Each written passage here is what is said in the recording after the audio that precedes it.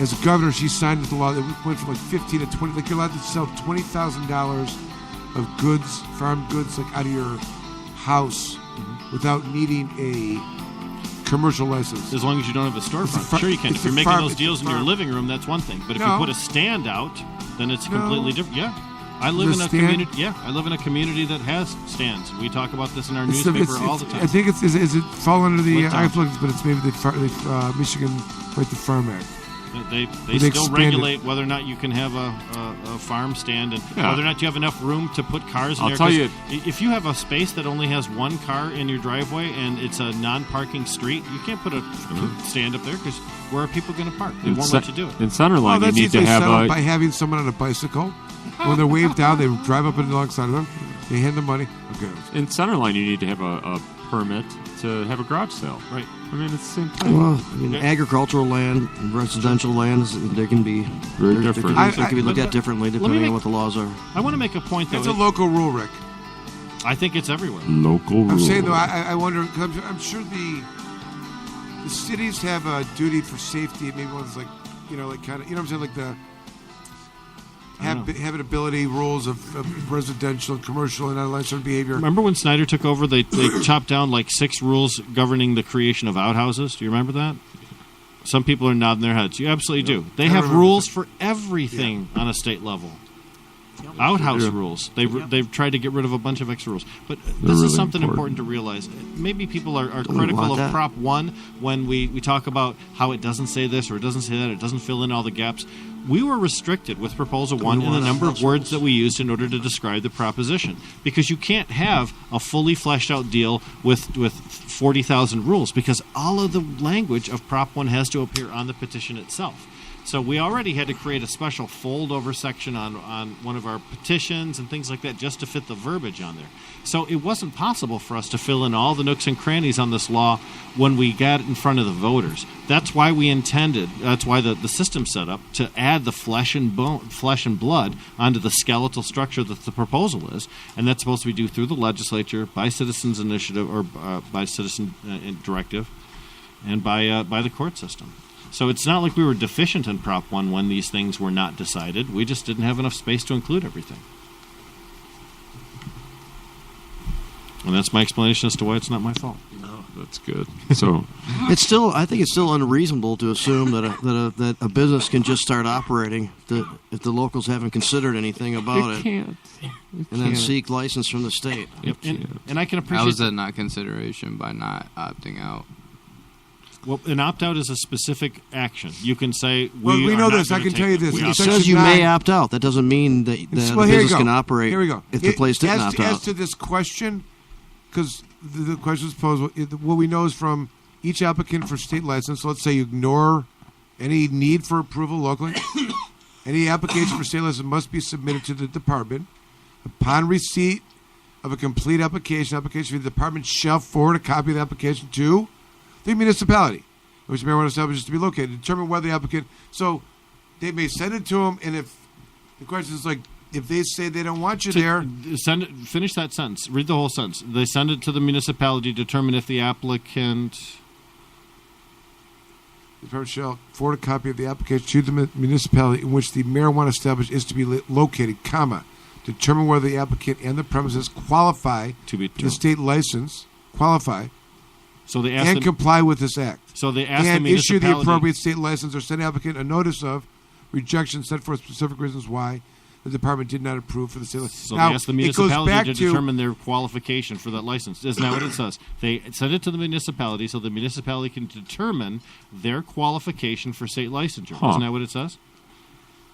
It sends it to the municipality so the municipality can determine. No, it doesn't put it on them. It does. Let me read it to you. Okay.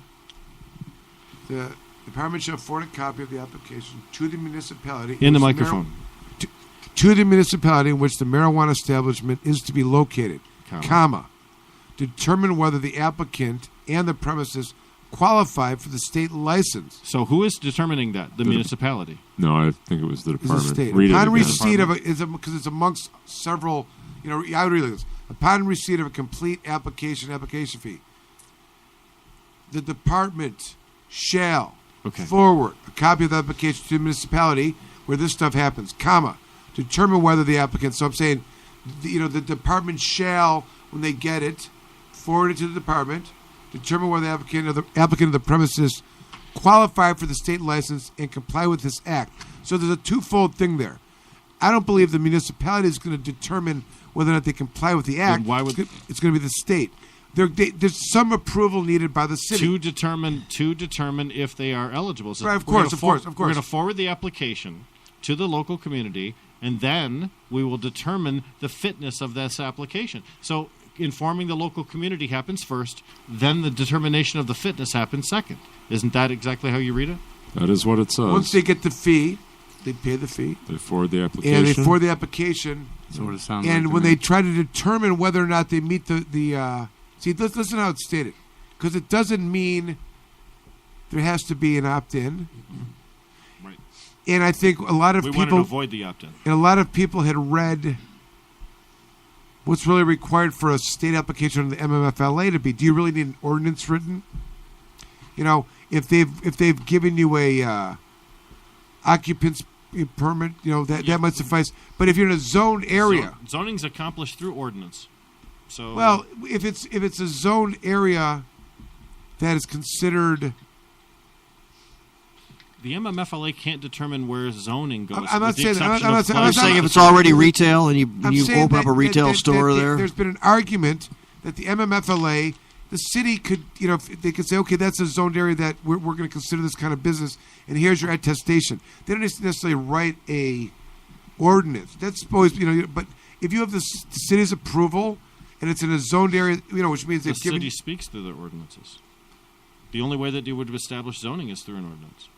Rick, I'm saying to you that first of all, I'm talking about the MMFLA. Mhm. What would be required for any of these cities in order for somebody to apply to the state? I'm saying this: they need an attestation from the city or the township. Which can only come after we've determined that the piece of property is zoned correctly for that business type, and zoning for that business type is accomplished. Right, but that's MMFLA. But they don't. right? But no, even with that being said, the existing place, when they get the attestation, it doesn't mean they have to write an ordinance. They can say that place is a zoned place that's approved. It can be within a Right. zoning. But they get to pick. That's I the know point. that, but I'm saying they could say industrial. Yeah. It could be an That's- existing That's the way they want to industrial class place. that So business. you don't need to in write what an ordinance document for that. would they say industrial? In what And document would they it say would be industrial? it would be Property an listed- ordinance. Yeah. in an ordinance. Yeah. I mean they would Well, I'm saying you don't have to write an ordinance. I'm saying, look, if there's a more building than that more exists, than likely if this they're building going is to in write an a ordinance. industrial, commercial, retail, okay, and I'm getting a You would have to occupancy permit interpret to the do that. you'd have to interpret the business as something other than a marijuana business in order to do that under the existing ordinances. So to Jamie's point, if you considered a provisioning center just a retail shop, then I would agree with his Then any assertion. retail Right. existing zoning would And, be good enough. I mean, right. that probably is how it should be done. Hold on. I'm saying to you that this has been an argument of what's needed with these cities. Many of the cities have written an ordinance. What they've done is they've created an application process, right? They may not write an ordinance, but they're going to say, you have to apply, we want to check, and we're going to give you an attestation. It includes maybe them acknowledging that facility as a place where marijuana business is going to go on, or approving it because it fits a definition within the existing zoning. I don't know that they have to declare, so long as the city has approved them and given them the attestation. Every city I've ever worked with or I've ever been involved with has an ordinance that says we are approving these facilities as described by MCL 333. Blah blah blah for the MMFLA. They have an ordinance that specifically cites the MMFLA, which Okay. allows Rick, those type Rick, of businesses. I don't even argue with that point. I'm saying the point I'm trying to make is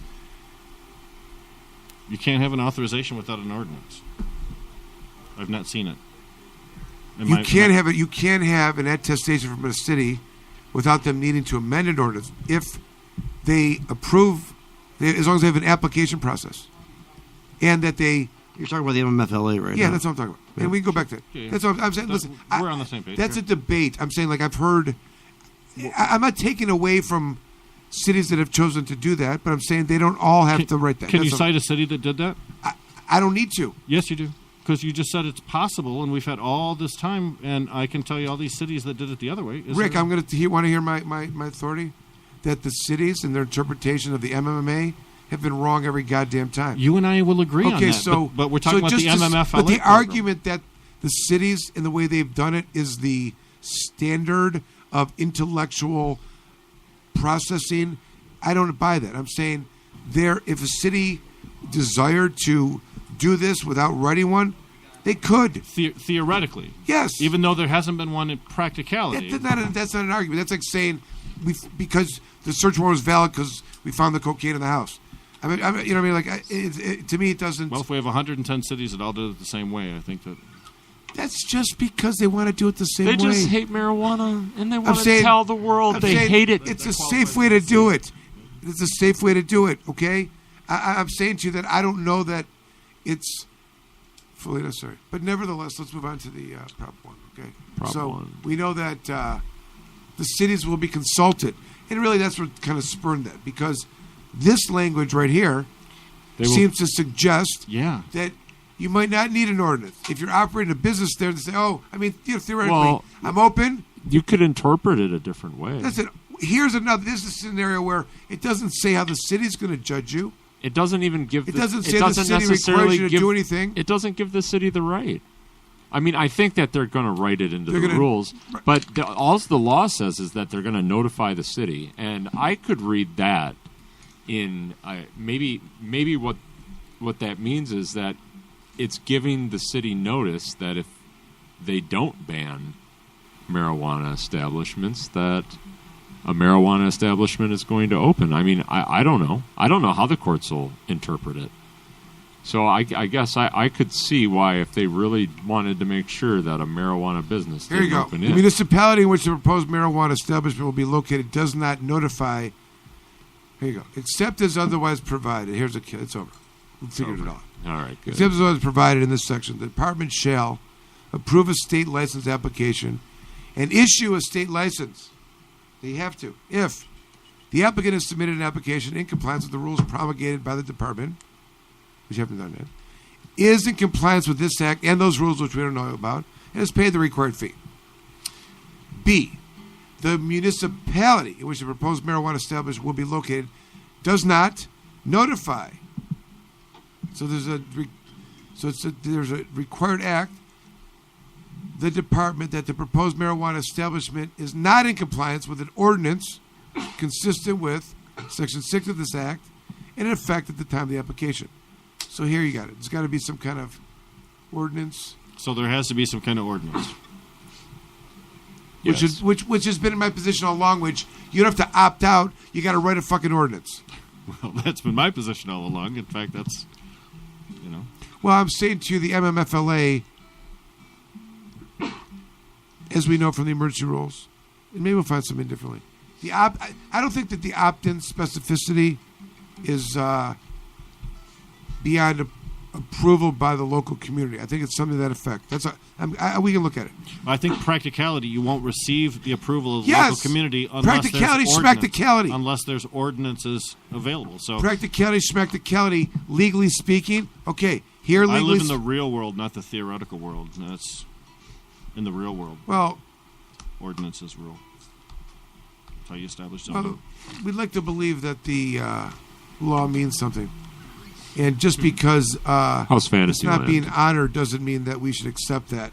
Rick, as an activist, I'm surprised that you would accept such ill thoughts. I abandoned the concept of telling people how things are supposed to be or how theoretically they should be a long time ago and started to advise people of ways to keep their ass out of jail or in trouble. And I think practically, if you want to get a center established in a community, you have to go through the normal channels of business. There's no way around it. We ask very much to be treated like regular businesses, and therefore we have to conform to those. Anyone that interprets selling a T-shirt for $100 wrapped up with a couple of an ounce of weed in the inside, that's also not exactly what we intend. Okay, let me just clarify one thing. At no point in time was I giving legal advice. No. And secondly, there's no legal advice. I was suggesting that you're instructing the language of the law and how it is written which people may overlook.